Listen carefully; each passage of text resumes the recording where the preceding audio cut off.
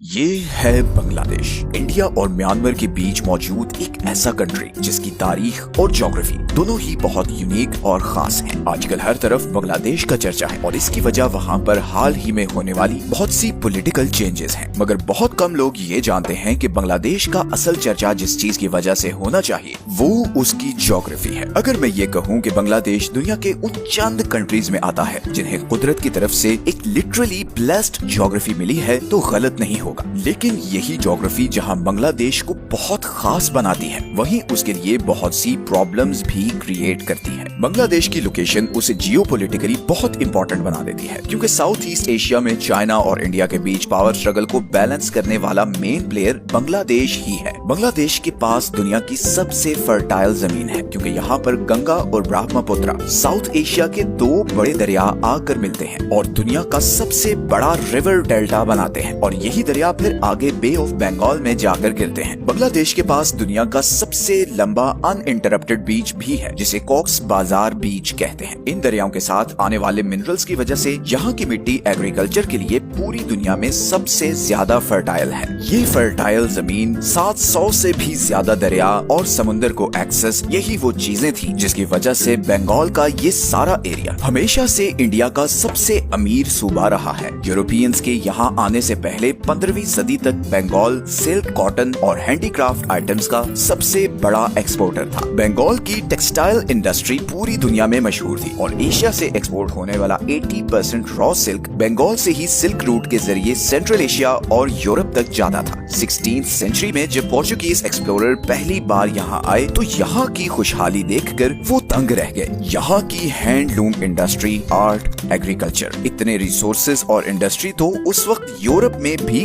कहीं नहीं थी। पोर्चुगीज भाप गए थे कि उन्होंने सोने की चिड़िया डिस्कवर करनी है। इसीलिए फ्रेंच ट्रैवलर फ्रैंकोis बर्नियर ने लिखा था कि 17th सेंचुरी का बंगाल अपनी पीक टाइम के इजिप्ट से भी ज्यादा खुशहाल था। अब ये वो टाइम था जब पोर्चुगीज एम्पायर पूरी दुनिया के समुद्रों में अपने एक्सप्लोरर्स भेजकर ट्रेड रूट्स और नए कॉन्टिनेंट्स डिस्कवर कर रही थी। उस वक्त यूरोप का एशिया और मिडिल ईस्ट से सारा ट्रेड ये सिल्क रूट के जरिए होता था जो ऑटोमन एम्पायर के कंट्रोल में था। पोर्चुगीज एम्पायर चाहती थी कि वो समुद्र के जरिए किसी तरह डायरेक्टली एशिया तक पहुंच सके, उसे बीच में ऑटोमन एम्पायर से डील ना करनी पड़े और वो एशियन मार्केट से डायरेक्टली सस्ते दाम में माल उठाए और यूरोप लाकर बेचे। इसी कोशिश में जुलाई 1497 में पोर्चुगीज एम्पायर ने एक्सप्लोरर वास्को डी गामा को 170 लोगों के साथ 4 शिप्स पर इंडिया तक का सी रूट डिस्कवर करने भेजा। 10 महीने के खतरनाक सफर के बाद जिसमें कई बार इन्हें समुद्री तूफान का सामना भी करना पड़ा, ये लोग आखिर मई 1498 में मालाबार कोस्ट पर पहुंचे। ये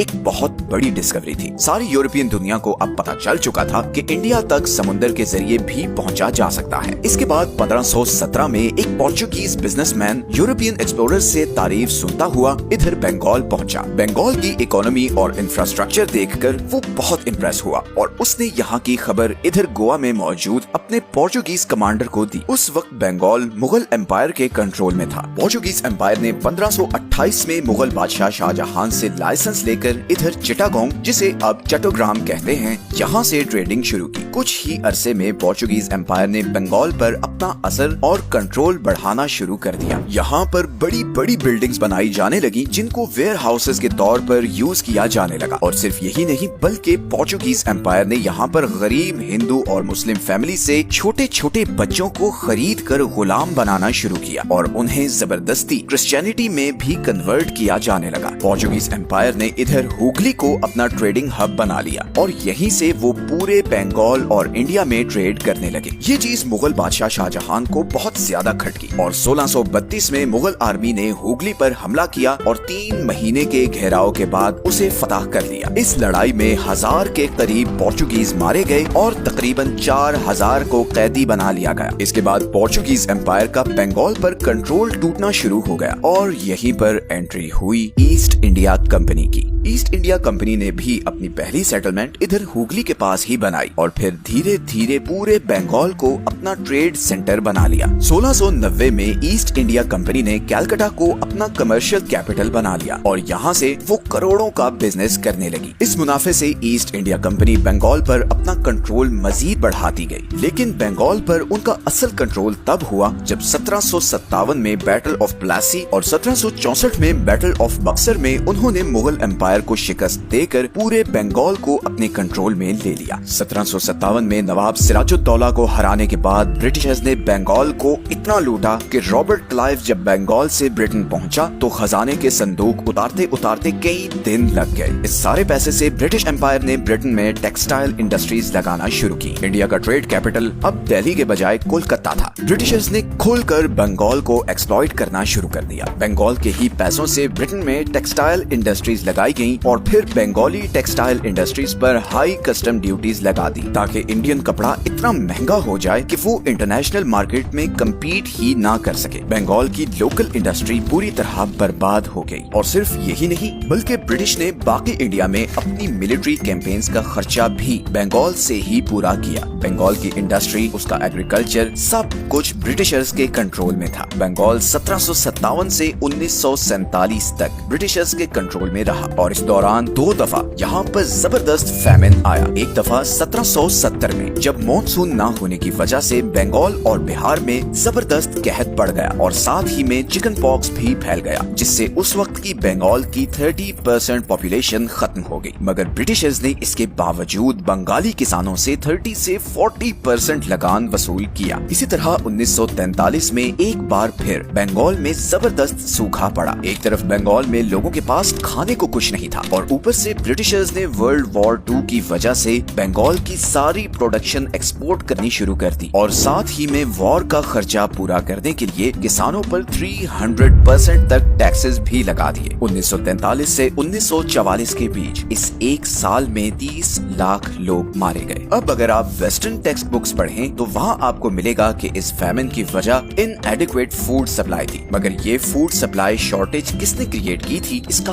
कोई जिक्र नहीं मिलेगा। असल में ये 30 लाख लोग ब्रिटिशर्स की जालिमाना पॉलिसीज की वजह से मरे थे। फिर 1947 में बंगाल हिंदू और मुस्लिम मेजोरिटी एरियाज की बेसिस पर मजीद डिवाइड हो गया। हिंदू मेजोरिटी बंगाल बन गया इंडिया का हिस्सा और मुस्लिम मेजोरिटी बंगाल बन गया पाकिस्तान का हिस्सा, जिसे ईस्ट बंगाल कहा जाने लगा। लेकिन यही ईस्ट पाकिस्तान फिर आगे चलकर 1971 में पाकिस्तान से भी अलहदा होकर एक नया कंट्री बांग्लादेश बन गया। डिवीजन के बावजूद ये नया कंट्री बांग्लादेश एक बहुत ही स्ट्रेटेजिक पोजीशन पर था। बांग्लादेश साउथ एशिया और साउथ ईस्ट एशिया के दरमियान एक नेचुरल लिंक है। कोई भी रीजनल ट्रेड कोऑर्डिनेशन हो, चाहे वो एशियन हो या सार्क, वो बांग्लादेश के बगैर नहीं हो सकती। सबसे बढ़कर बांग्लादेश इंडिया और चाइना दोनों के लिए बहुत ही इम्पोर्टेंट है और उसकी वजह ये है कि इंडिया की सबसे बड़ी जियोग्राफिकल वीकनेस ये सिलीगुड़ी कॉरिडोर है, जिसे चिकन नेक भी कहा जाता है। ये बांग्लादेश और नेपाल के बीच सिर्फ 24 किलोमीटर का चौड़ा रास्ता है, जिसके थ्रू इंडिया अपनी 7 नॉर्थ ईस्टर्न स्टेट्स के साथ कनेक्टेड है, जिन्हें 7 सिस्टर्स भी कहा जाता है। इन स्टेट्स में असम, मणिपुर, मेघालय, मिजोरम, नागालैंड, त्रिपुरा और अरुणाचल प्रदेश शामिल है। अब चाइना अरुणाचल प्रदेश पर अपना क्लेम करता है, मगर ये स्टेट इंडियन कंट्रोल में है। इसी तरह इंडिया के नॉर्थ ईस्ट में नेपाल, तिब्बत और भूटान के बॉर्डर के साथ सिक्किम है, जिसे 2003 में आकर चाइना ने इंडियन स्टेट के तौर पर रिकॉग्नाइज किया और बदले में इंडिया ने भी तिब्बत को चाइना की टेरिटरी के तौर पर एक्सेप्ट कर लिया। इस सारे नॉर्थ ईस्टर्न रीजन में करीबन 5 करोड़ लोग रहते हैं और अगर चाइना किसी भी वॉर की सूरत में इस सिलीगुड़ी कॉरिडोर तक पहुंचकर इसे चोक कर दे तो इंडिया अपने सारे नॉर्थ ईस्टर्न एरिया से कट ऑफ हो जाएगा और जाहिर है सप्लाई लाइन कट होने की वजह से चाइना के लिए इधर कब्जा करना भी आसान हो जाएगा। इसीलिए इंडिया और चाइना दोनों के लिए बांग्लादेश बहुत खास है, क्योंकि ये 7 स्टेट्स सबसे लंबा बॉर्डर बांग्लादेश के साथ शेयर करती हैं। यहाँ पर एक और बहुत इंटरेस्टिंग चीज ये है कि बहुत से लोग ये समझते हैं कि इंडिया का सबसे लंबा बॉर्डर चाइना के साथ है, जबकि इंडिया का सबसे लंबा बॉर्डर बांग्लादेश के साथ है और इसीलिए इंडिया बांग्लादेश के साथ फ्रेंडली रिलेशंस चाहता है, ताकि न सिर्फ ये कि सिलीगुड़ी कॉरिडोर को हर सूरत सेफ रख सके, बल्कि उसकी साउथ ईस्ट एशिया और अपनी नॉर्दर्न स्टेट्स के साथ भी स्मूथ कनेक्टिविटी हो। अब दूसरी तरफ चाइना अपनी मैरीटाइम सिल्क रोड स्ट्रेटजी में बांग्लादेश को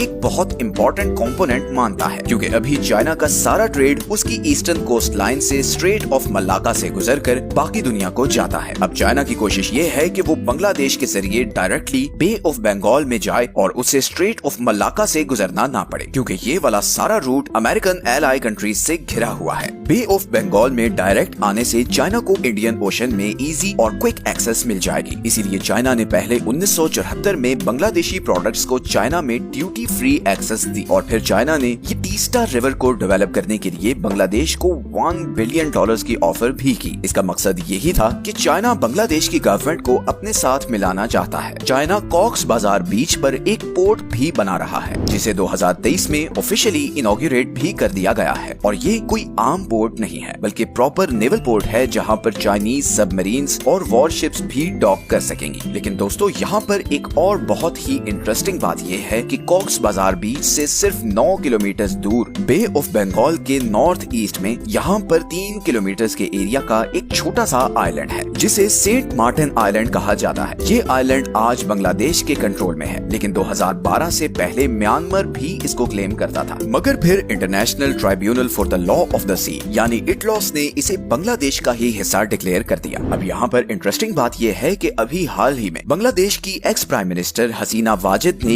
ये स्टेटमेंट दी है कि उनकी गवर्नमेंट गिराने में अमेरिका का बहुत बड़ा हाथ है, क्योंकि उन्होंने अमेरिका को इस सेंट मार्टिन आइलैंड पर बेस बनाने की इजाजत नहीं दी थी। ये बात बहुत सालों से न्यूज में आती रही है कि अमेरिका यहाँ पर एक एयर बेस बनाना चाहता है, ताकि अगर चाइना बांग्लादेश के थ्रू स्ट्रेट ऑफ मलाका को बाईपास कर भी दे तो यहाँ पर अमेरिका इस बेस के थ्रू उसकी एक्टिविटीज पर नजर रख सके। और अब जब चाइना ने बे ऑफ बंगाल में नेवल पोर्ट बना ली है, तो अमेरिका की यहाँ पर एयर बेस की अहमियत और भी ज्यादा हो गई है। And on top of this, Bangladesh में नई गवर्नमेंट का झुकाव किस कंट्री की तरफ होगा, ये पॉइंट इस वक्त पूरी दुनिया का फोकस ऑफ अटेंशन बना हुआ है। यहीं पर अगर हम बांग्लादेश के जियोग्राफिक फीचर्स पर वापस आएं, तो जैसा कि हम पहले भी डिस्कस कर चुके हैं कि बांग्लादेश का सबसे बड़ा रिसोर्स उसके ये दरिया है। जहां बाकी सारी दुनिया पानी की कमी का शिकार है, वहीं बांग्लादेश के पास बहुत पानी है, बल्कि जरूरत से कुछ ज्यादा ही पानी है। बांग्लादेश का सबसे बड़ा इशू ये है कि यहाँ पर हर साल बहुत खतरनाक तूफान और फ्लड्स आते हैं। हर मॉनसून में ये दरिया उबल पड़ते हैं और बांग्लादेश के ये 70% हाईलाइटेड एरियाज फ्लड की वजह से तबाही का शिकार होते हैं और तकरीबन हर मॉनसून में यही होता है। इसकी वजह ये है कि साउथ एशिया में मॉनसून विंड्स ओरिजिनेट ही बे ऑफ बंगाल और अरेबियन सी से होती हैं। अब क्योंकि बांग्लादेश बे ऑफ बंगाल के बिल्कुल साथ है, तो सबसे ज्यादा बारिश भी इधर ही होती है। बट स्टिल, जिस तरह की फर्टाइल जमीन और समुद्र की एक्सेस बांग्लादेश के पास है, अगर बांग्लादेश को एक कमिटेड लीडरशिप मिल जाए तो इस कंट्री की तकदीर बदल सकती है। फिलहाल तो सारी दुनिया का फोकस बांग्लादेश में आने वाली नई सरकार पर होगा,